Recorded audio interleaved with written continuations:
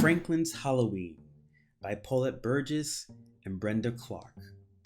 Franklin could count by twos and tie his shoes. He knew the days of the week, the months of the year, and the holidays in every season.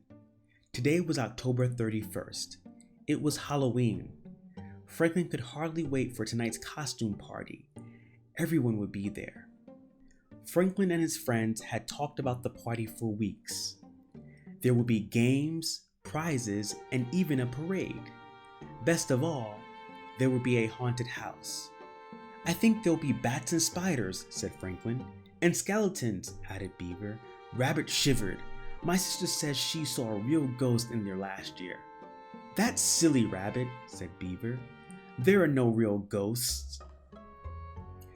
All of Franklin's friends were excited because of the costume contest. Franklin wasn't sure what he was going to wear. He tried on everything in his dress-up trunk, but nothing seemed quite right. Beaver and Goose were keeping their costumes secret. "Try to find us at the party," they giggled. Fox was also mysterious about what he was going to be. "Look for something gruesome," he said. That gave Franklin an idea. He would be something creepy. It took Franklin more than an hour to make his costume. As soon as it was done, he sneaked up behind his father and tapped him on the shoulder. "Trick or treat," said Franklin. Gasped his father. "Who are you?" In his deepest, spookiest voice, Franklin answered, "It's me, Frankenstein."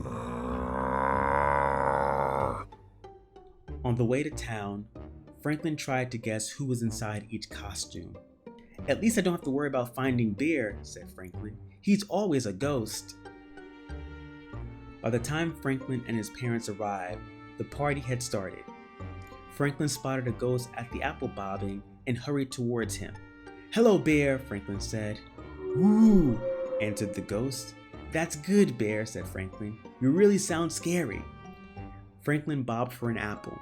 Then he ran to the pumpkin toss. It was his favorite game because he always wanted a treat. Franklin's bag was almost full by the time the judges announced the costume contest. While everyone lined up for the parade, Franklin tried to find more of his friends. He thought he recognized Beaver and Goose, but where was Fox? They marched around the building twice. Franklin made a horrible monster sound and shuffled with his stiff, straight legs. He won a prize for being the best green monster.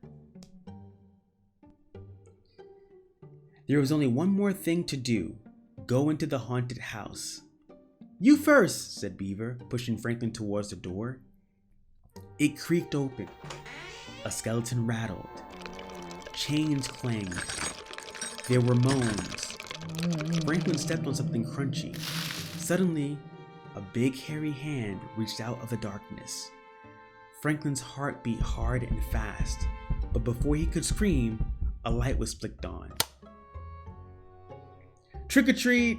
shouted Mr. Mole. Franklin looked around nervously. He then laughed. The hairy hand was only Mr. Mole's mop. "Here's a treat for braving the haunted house," said Mr. Mole. "A ghost came before you. He got so scared he flew away." "But Bear can't fly," said Franklin. "It wasn't Bear," explained Mr. Mole. "Bear is home sick with a nasty cold." Franklin shuddered. If Bear wasn't the ghost, then who was? He ran back to his friends who were waiting in line for the haunted house. "Was it that scary?" asked Fox. "You look like you've seen a ghost." "Maybe I did," said Franklin. He told them what Mr. Mole had said. "You mean that Bear was never here?" asked Beaver. Franklin shook his head. The ghost flew over them.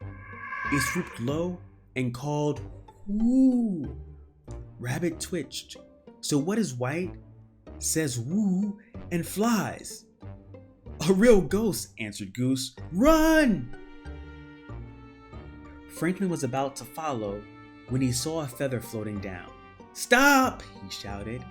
"I think I know who the ghost is." Franklin showed them the feather. "Look, it must be Mr. Owl." Even Rabbit giggled when he realized the trick their teacher had played. By the end of the party, everyone's bag was full. "Poor Bear," said Raccoon. "No treats for him." "We could share our treats with Bear," suggested Franklin. All the friends agreed. They each put some treats into a bag. Then they walked to Bear's house and left the bag on the doorstep. "Trick or treat," they called. On the way home, Franklin looked into his treat bag. "Goodness," said his mother. "You have enough there to last until next Halloween." "Maybe," said Franklin, sampling a few, but secretly he hoped the treats would last until the end of the week.